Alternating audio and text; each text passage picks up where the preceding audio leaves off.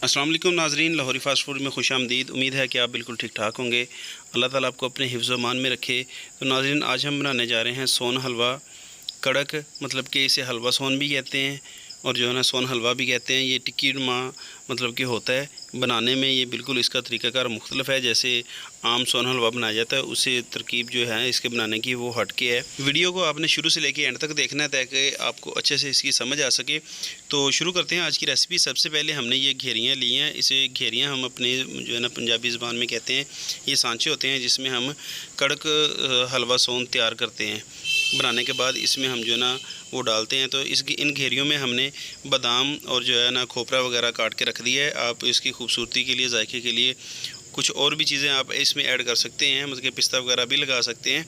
तो सबसे पहले हमने ये घेरियाँ तैयार कर ली हैं और अब हमने लिया है जी यहाँ पे 100 ग्राम मैंने समनक ली है। इसे अंगूरी भी कहते हैं, समनक कहते हैं। तो 100 ग्राम अंगूरी है और 50 ग्राम मैदा है। हलवा सोन की रेसिपी मैंने पहले भी अपलोड की है मगर वो ज़्यादा मिकदार में है और ये कम मिकदार में मैंने बनाई है ताकि आपको अच्छे से इसकी समझ आ सके। आपने वीडियो को पूरा देखना है। तो यहाँ पे मैंने 50 ग्राम मैदा लिया है और 100 ग्राम अंगूरी ली है। तो इसे हमने मिक्स कर लेना है। थोड़ा सा इसमें घी शामिल करना है। इसमें घी हम तकरीबन 100 ग्राम शामिल करेंगे। हमने इसे गूंदना है जैसे आटा होता है ना रोटी के लिए, इस तरह से हमने इसे बना लेना है। ज़्यादा नहीं घी शामिल करना। आपने इसे ना ज़रूरत के मुताबिक इसमें घी शामिल करना है। इन तीनों चीज़ों को मिक्स कर लेना है, मतलब कि समनक को और मैदे को इसमें घी शामिल करके इसे अच्छे तरीके से इस तरह से बना लेंगे। थोड़ा सा घी मैं और शामिल करूँगा क्योंकि ये मुझे थोड़ा सा हार्ड लग रहा है। इस तरह से ये मुलायम होना चाहिए कि इसमें गुठलियाँ ना हों। थोड़ा सा मैंने घी इसमें और शामिल कर दिया है और इसे अच्छे से मिक्स कर लेना है। ये हमने चाशनी बनाने से पहले इसे तैयार करके रख लेना है। सबसे पहले घेरियाँ तैयार करनी है, उसके बाद ये हमने मवाद तैयार करना है, फिर जो है ना हम इसकी चाशनी बनाएंगे। तो चाशनी बनाने के लिए यहाँ पे मैंने 1 किलो चीनी ली है। 3 पाव इसमें मैंने पानी शामिल करना है और इसकी चाशनी तैयार कर लेनी है। चाशनी हमने एक तार की तैयार करनी है, मतलब कि ज़्यादा हार्ड नहीं होनी चाहिए। जैसे हम जलेबी के लिए बनाते हैं नरम चाशनी, उसी तरीके से हमने इसे बना लेना है। ये 3 पाव इसमें मैंने पानी शामिल कर दिया है और फ्लेम को ऑन कर दिया है। तो यहाँ पे जो हमारी चाशनी है वो देखिए कि तैयार होना शुरू हो गई है, चीनी मेल्ट हो चुकी है। जो चीज़ भी इसमें शामिल करनी है उसका वज़न मैं आपको साथ साथ बताता जाऊँगा ताकि आपको, अगर आपने घर पे भी बनानी है तो आपको बनाने में आसानी रह जाए। आप अगर इसे कम मिकदार में बनाना चाहते हैं तो आप इस सारे वज़न को हाफ़ कर लेंगे। तो चाशनी बनाते हुए अक्सर जो है ना साइडों पे मैल वगैरह ऊपर आ जाती है, तो वो आपने किसी चम्मच वगैरह की मदद से उतारते रहना साथ साथ। और जो चाशनी है हमारी वो भी तकरीबन तैयार होने को है। आपने जो है ना हाथों की मदद से, एक उंगली की मदद से इस तरह से आपने इसे चेक करना है। जब एक तार बनना शुरू हो जाएगी तो समझिए कि आपकी जो चाशनी है वो जो है ना तैयार हो चुकी है। इस स्टेज पर अगर आप इसमें लिक्विड ग्लूकोज डालना चाहें तो वो 200 ग्राम डाल सकते हैं। मैं यहाँ पे इसमें शामिल नहीं कर रहा, कोई ज़रूरी नहीं है। यहाँ पे जो हमने मवाद बना के रखा हुआ था अंगूरी और मैदा वगैरह का, वो इसमें मैंने शामिल कर दिया है और इसमें हम जो है ना चम्मच बार बार चलाते रहेंगे ताकि इसमें गुठलियाँ वगैरह ना बने। जितना हम इसमें चम्मच चलाएंगे इसकी जो शाइनिंग है वो खूबसूरती है उतनी ज़्यादा आएगी। थोड़ा थोड़ा इसमें घी शामिल करते रहेंगे साथ साथ। घी काफ़ी ज़्यादा इसमें लगता है, मतलब कि 1 किलो चीनी की हम जो है ना ये हलवा बना रहे हैं तो इसमें कम से कम आधा किलो घी लगेगा।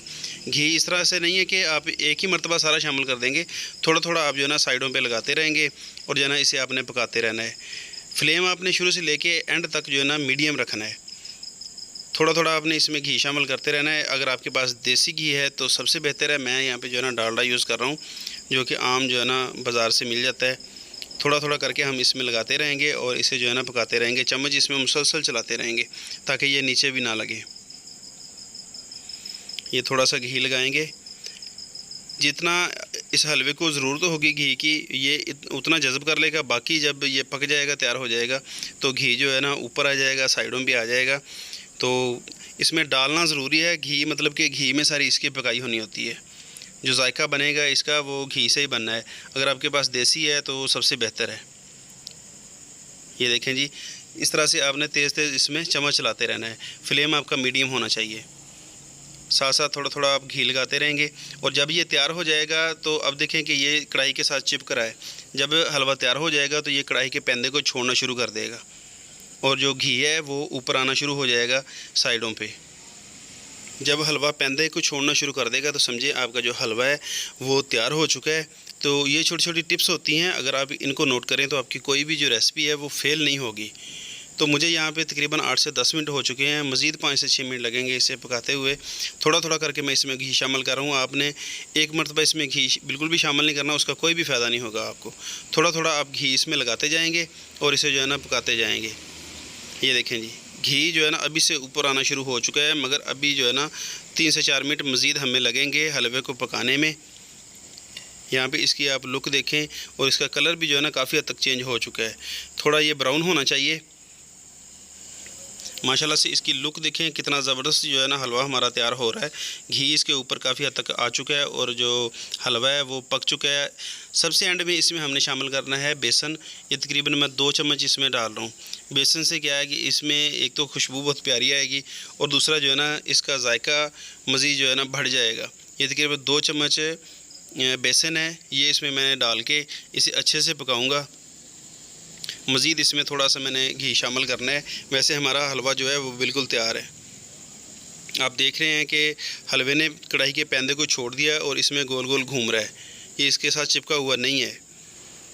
घी मैंने और लगा दिया है और इसे हमने सिर्फ 2 मिनट के लिए पकाना है। इसके बाद हम फ्लेम बंद कर देंगे और इसे जो है ना ठंडा करके, ज़्यादा ठंडा नहीं करना, बस इसमें थोड़ा सा चम्मच चला के जो हमने घेरियाँ बना के रखी हुई हैं उसमें डाल देंगे। ये देखें जी, हलवा जो है हमारा बिल्कुल तैयार हो चुका है। फ्लेम मैंने ऑफ़ कर दिया है और जो घी है वो कितना जो है ना ऊपर आ चुका है।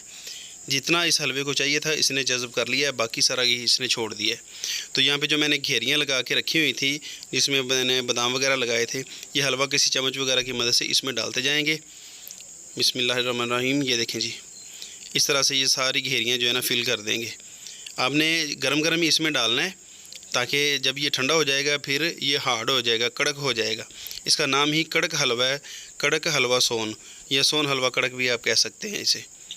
इसी तरीके से सारी घेरियां हम फिल कर देंगे और थोड़ी देर के बाद इसे जब ये ठंडा हो जाएगा फिर इसे जो है ना घेरियों में से निकालेंगे। और ये देखें जी, यहाँ पे कितने खूबसूरत जो है ना हमारा हलवा सोन तैयार हो चुका है। तो यहाँ से मैं एक टिक्की आपको उठा के दिखाता हूँ। ये देखें जी, माशाल्लाह कितनी ज़बरदस्त इसकी लुक आई है। तो उम्मीद है कि आज की रेसिपी आपको पसंद आई होगी। अगर वीडियो पसंद आई हो तो वीडियो को आपने लाजमी लाइक करना है और दोस्तों के साथ शेयर करना है। इस तरह की मज़ीद मज़ेदार वीडियो देखने के लिए हमारे चैनल को सब्सक्राइब कर दें और साथ लगे बेल आइकन को भी प्रेस कर दें ताकि हमारी हर नई आने वाली वीडियो का नोटिफिकेशन सबसे पहले आप तक पहुँचे। मिलते हैं बहुत जल्द एक नई रेसिपी में, एक नई वीडियो के साथ। तब तक के लिए हमें दें इजाज़त। अल्लाह हाफिज़।